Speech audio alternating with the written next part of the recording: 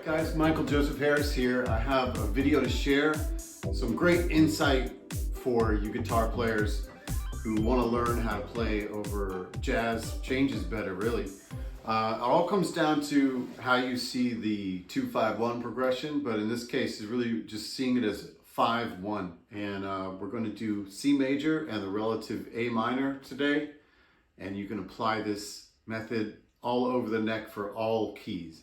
First of all, you have G7 to C. Now, if you take the root off that chord, you have this shape.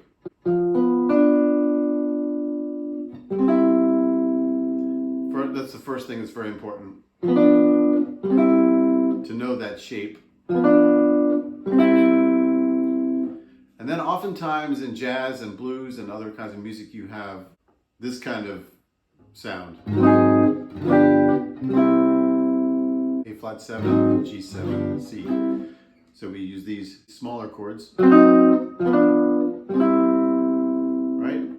Now, one thing to keep in mind is that once you take away the root, this is a movable shape that increases tension when you resolve to the major key. So it's a movable shape. So you also have this shape up here, G7. Now again, eliminate the root and just play this part of the chord. There you go, you have that again, right? That is also movable in minor thirds. See what I mean? Now those also relate because this shape relates to this one. See?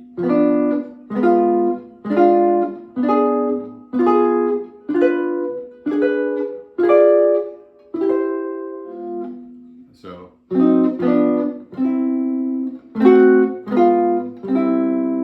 also has that look.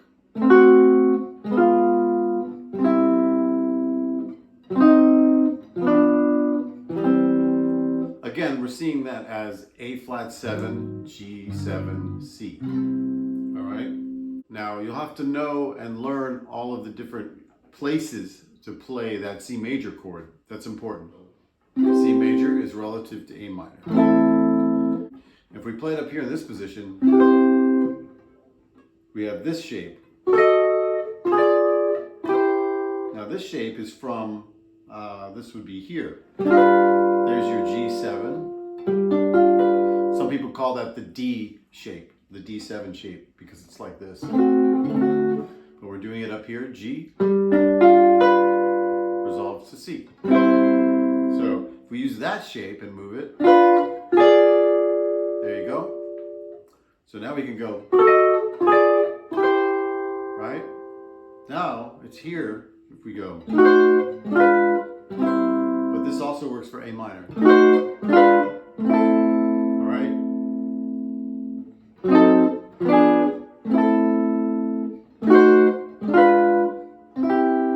Back to C. So it's the same basic harmonic movement that resolves to C major, and it also resolves to A minor. So it's incredibly flexible. Now, with the A minor, you're not thinking A flat 7, G7. You're thinking F7, E7, A minor. But if you do the same thing with those chords, eliminate the root and use only this form,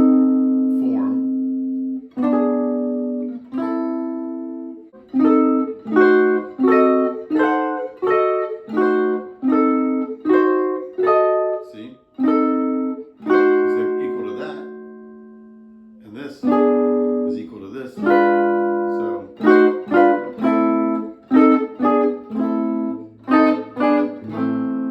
that.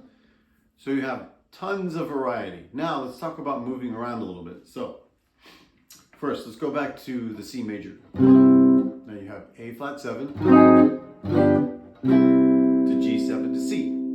So we have this movable shape now. Well, instead of going down a half step, because it's symmetrical, you can move that shape any minor third away.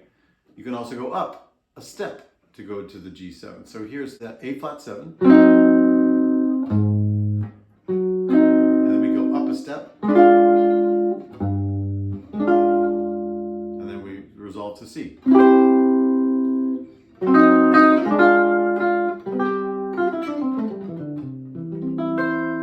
And just understand that once you have the shape, it's movable because it's a diminished shape, but that really doesn't matter. The only thing that matters is you know that it's a movable shape that increases tension when you resolve. So, and knowing that it moves in minor thirds, you can really get flexible in terms of how you move around the neck to resolve to, in this case, C major or A minor. And that is where it gets really interesting. Now you can also use those as shapes for lines. So here's the chord shape, and here's the line.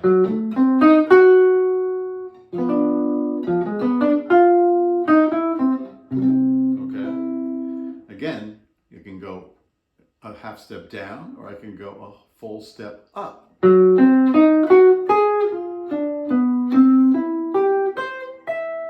See how I did that? So I went.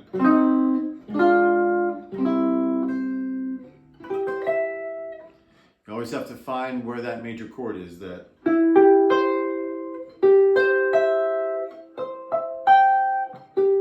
very important.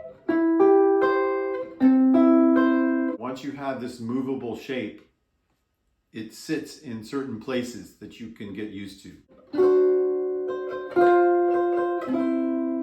It also moves that way in terms of just the straight up major triad, like. See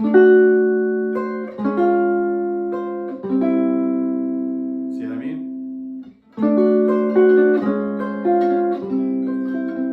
Now, this gets a little more technical, but it really isn't technical. It's called tritone subs, but what we have is basically the A flat 7 is kind of related to the D7.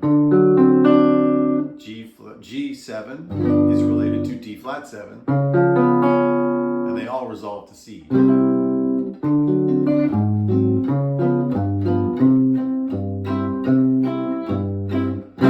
Again, when you take away the root, it's very easy to see. So we have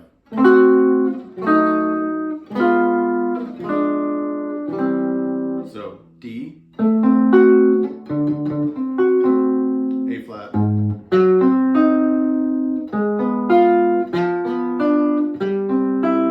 see?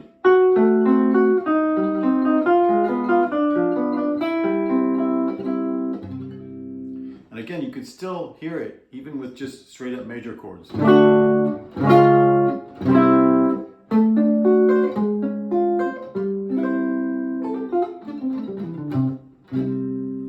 Interestingly, it also works in that major chord way for the A minor. A minor.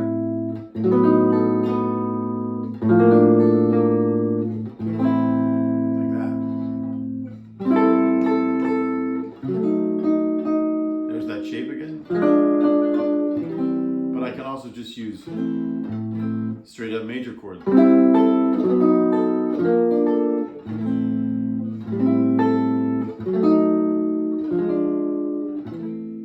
It all just pulls to the same place and it creates tension. What's more important is you have this A minor, and then you have this chord,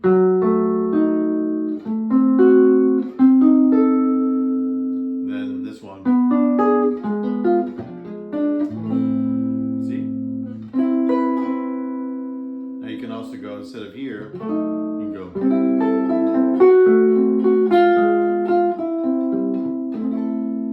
You can also use that same thing to go to C major.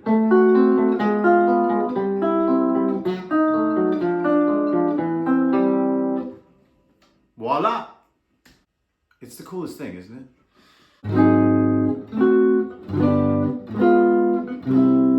Really, once you get rid of the root, it's kind of important to know, yes, that's kind of the general harmonic movement we have. Okay? Generally, that's what's going on. But more importantly, it relates to the tritone subs, it relates to diminished, it relates to so many things that are creating tension in order to resolve. More importantly than that, it allows a guitarist to do really cool things and move around the neck. I think that's the most important thing. And, and just create really awesome harmonic structure in the solos.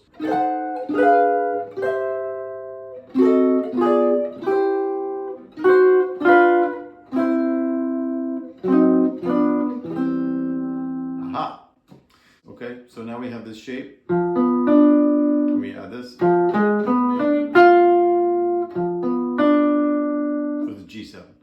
Here's the next one.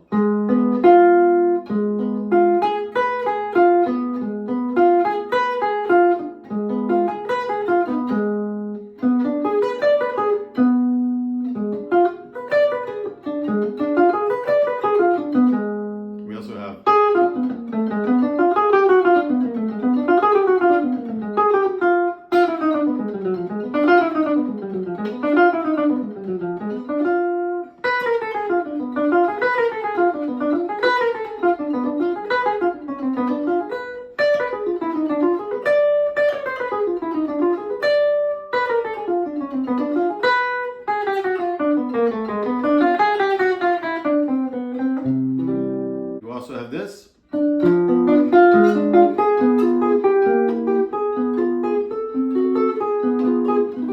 Like that.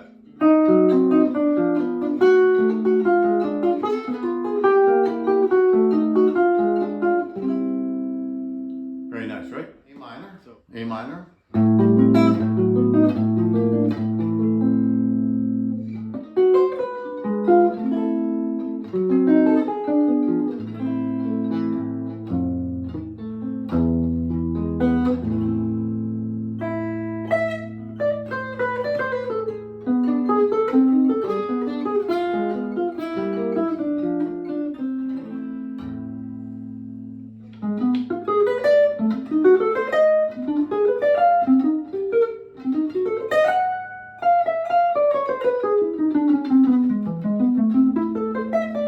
All right, so we have these shapes as well, like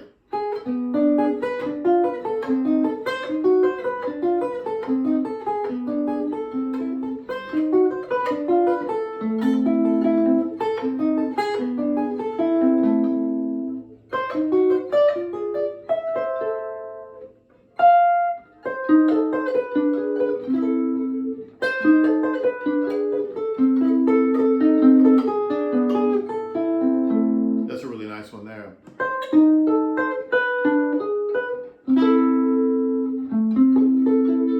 And then you just drop this note.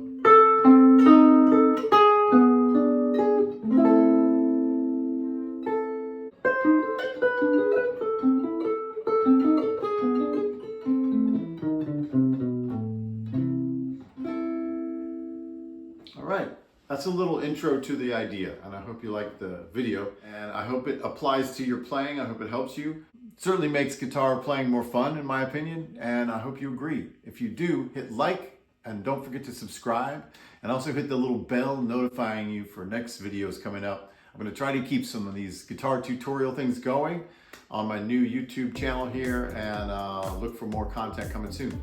Thank you so much.